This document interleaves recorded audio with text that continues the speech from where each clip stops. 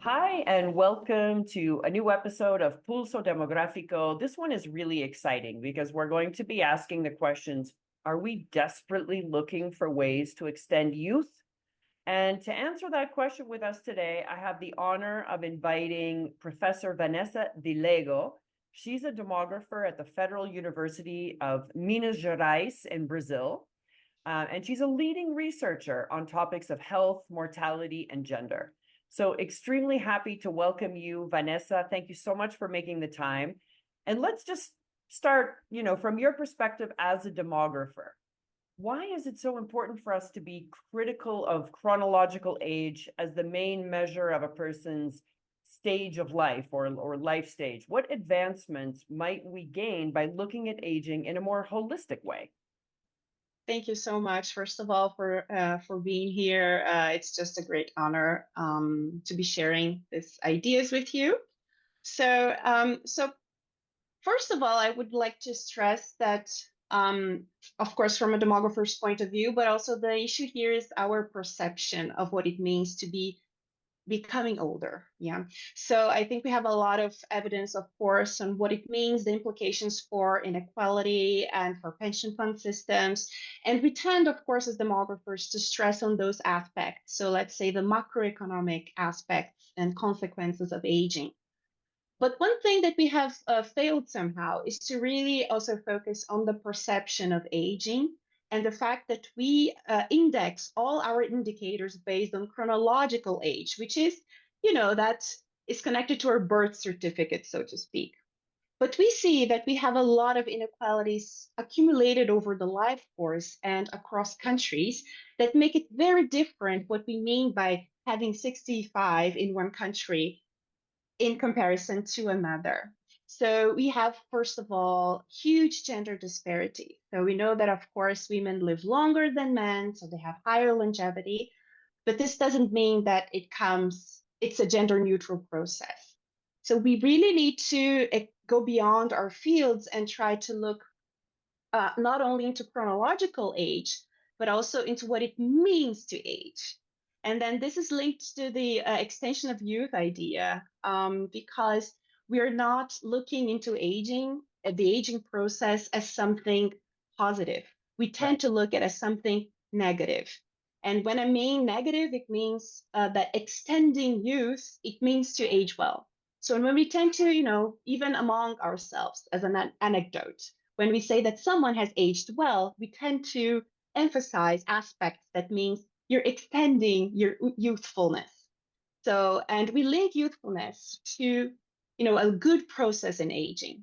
And this is a negative perspective because it tends to look at aging as a sort of a disease. And we see that studies on longevity have, tried to look into this difference. If we look at longevity as a natural process instead of looking at it as a disease, we don't see it as something negative that needs to be cured, but we look at a stage of life.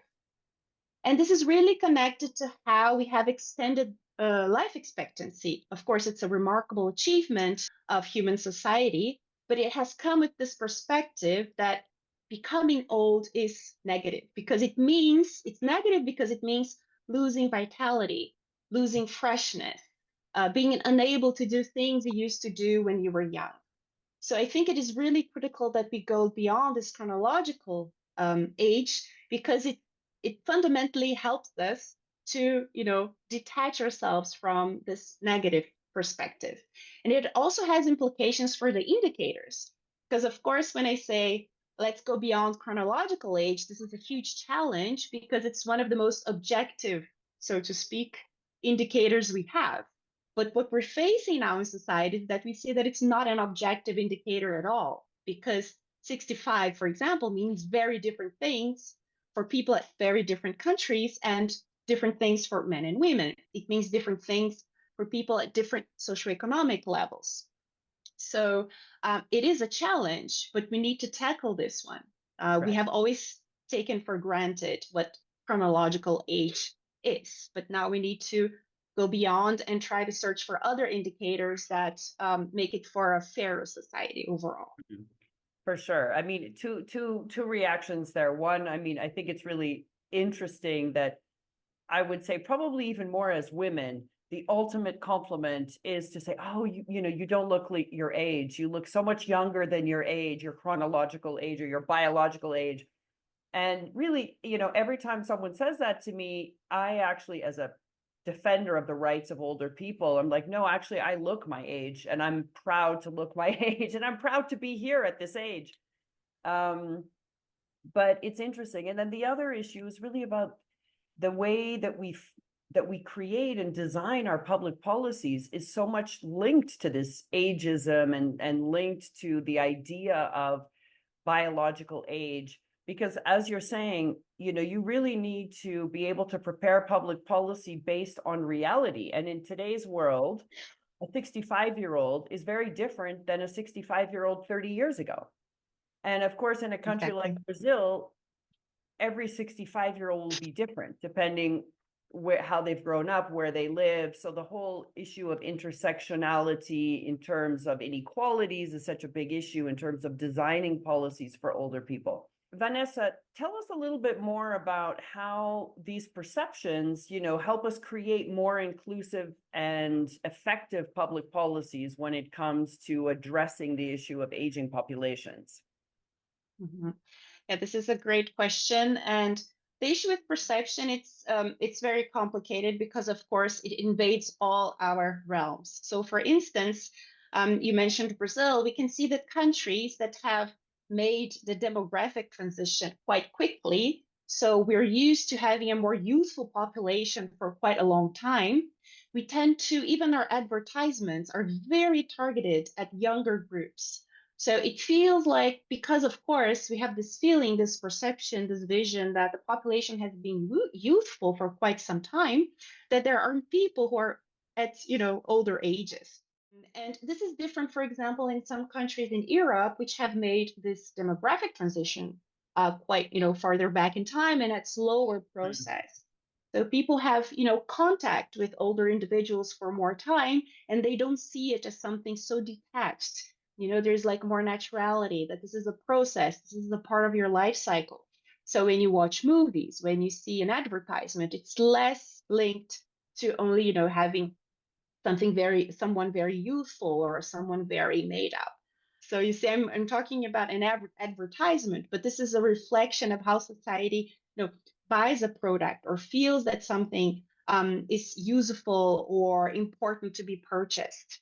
So even at U-Bahn in Austria, you can see an advertisement for summer. You see two older couples just enjoying the life at the canal, at the Doom Canal, and you don't see this type of depiction in Brazil, which is a country that is very detached.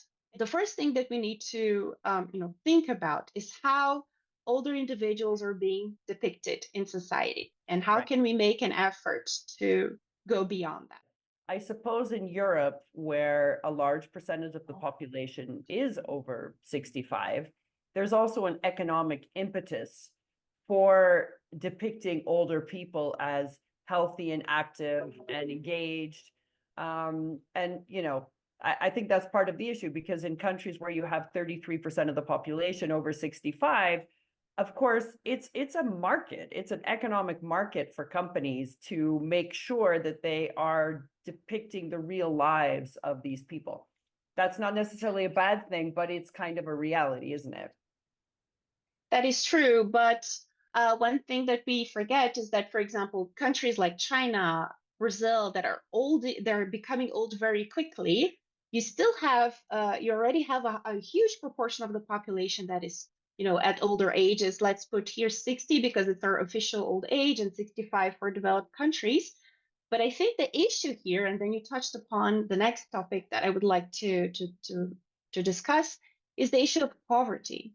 So it's not only a matter of the proportion of people who are older, 65 plus or 60, but it is the proportion of people, for example, in Brazil, that is poor and is 65 plus. Right. So we have a higher poverty rates among especially women over age 65. So why would you target this group if you know that they're not a consumer? This is also true for Mexico. This is true for Latin American as a whole. And we tend to underestimate the impact of aging in these countries because we always tend to think, yes, of course, they've gone through the demographic transition quite late, but they did it very fast. So now they're having to deal with this.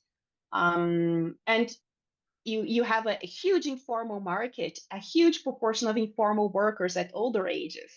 So a lot of them rely, for example, in Brazil, at assistancy thresholds because the minimum pension system is connected to people who really contribute in the formal market. But because you have a huge informal market, then of course, why would you target individuals at these older ages? Absolutely. And you have the same, as you're saying, the same in Mexico. I mean, you have a huge number of older people who are in the informal sector who don't have this formal pension.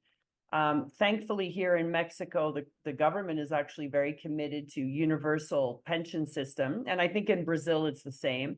Yes, yes. Really, as those of us who are concerned with healthy aging, really need to take into account these disparities and inequalities in the way people age and have these nuanced public policies that actually address that for sure.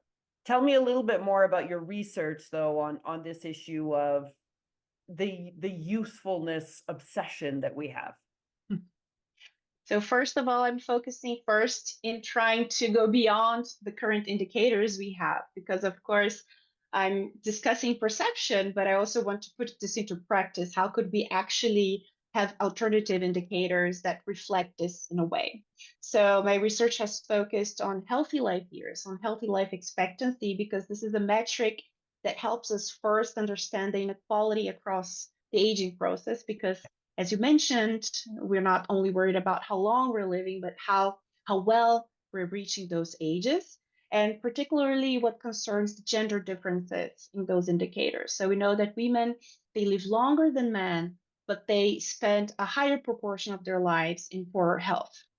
And they have also higher poverty rates. They have higher immersion in the informal market. So when they reach older ages, they're really much more vulnerable than men. Especially these cohorts, this generation of women that is reaching. Of course, this is changing slowly because we have more and more girls reaching ages where they can enter the labor market with higher qualifications. Of course, this is still very unequal across the world, but of course, this tends to change a little, but we still have the wage gap. So in any case, we have higher poverty rates and higher inequality in terms of health. So women reach older ages with a much higher proportion of chronic illness, with chronic disabilities. And this is something that is really worrisome. And this detaches from the perception, because we know that it's specifically for women, this pressure of looking young and being productive at older ages. It is very difficult to reconcile how we have this perception, and at the same time, we have the majority, around 39% of women worldwide, living with these disabilities, with these chronic conditions, and with higher widowhood rates, with higher poverty rates. So I'm at this first level, concentrating on how we can build indicators that allow for incorporating all of that, and including the perception, including quality of life, and then try to go into this discourse, into this narrative that the issue is we also need to change our point of view. We cannot look at aging process as something negative. It is a stage of life. And we have some examples of this in some societies. So for example, when you talk about menopause, which is a taboo topic in Western civilizations, but we have, for example, in Japan, even the translation of the menopause, which is konenki, it's the renewal of years. So it's a positive view. It's a translation of spring, of renewal, that it's a new opportunity to live life in a different way. You're not so linked to your reproductive cycle. It's viewed as a wisdom phase. And this is completely different from how we view this aspect of life in westernized, industrialized, individualized society. So I think we have examples of how we could go differently about this. I've been working in this field for quite some time. And I feel that sometimes I feel that things are sort of staying the same. I mean, we've been talking Yes. about ageism, and we've made a lot of progress. In the Human Rights Council, we now have a resolution that is on the issue of ageism. So we've made a lot of progress. WHO has done amazing work, and a lot of that is thanks to wonderful Brazilian people like Alexander Kalash, who has been a champion of these issues for so long. But I really sometimes feel frustrated that we're just not going faster in terms of addressing these issues. So from your perspective, what do you think we really need to do? We should build an indicator that's sort of like that is an aggregate summary indicator that helps us compare countries, monitor development, monitor progress, but that really, really incorporates how a quality of life among older individuals, and that detaches from chronological age. So I think this is the first issue. I think we're not going anywhere because we're really failing with constructing a proper indicator for this that deals with this perception part, not only with the chronological age part. Second is we really need to address discrimination based on age. Policy should advertise using images of different aging processes. So I think this is an image issue. We are always linked to images. We're very imagetic human beings. Right. And I think every time you see a pamphlet of older individuals, it's always depicting a person, with gray hair, only like this, with a cane. It is even our official symbol, right, of old Right. age passing through. So we never have an older individual that, is just very active because we don't see it that way. So I really think we need language, imagery, and a proper indicator. I think these are the three issues that we should be focusing upon. Well, that was an excellent summary. Thank you so much. And I couldn't agree with you more. And I love the fact that you're doing this research. Let's keep in touch, because in UNFPA, we really are trying to promote these issues, end ageism, working with other UN agencies, ending ageism. The work you're doing is going to make a huge impact. I'm sure it already is. And just thanks once again for having this conversation with us today. Thank you. Thank you so much for having me.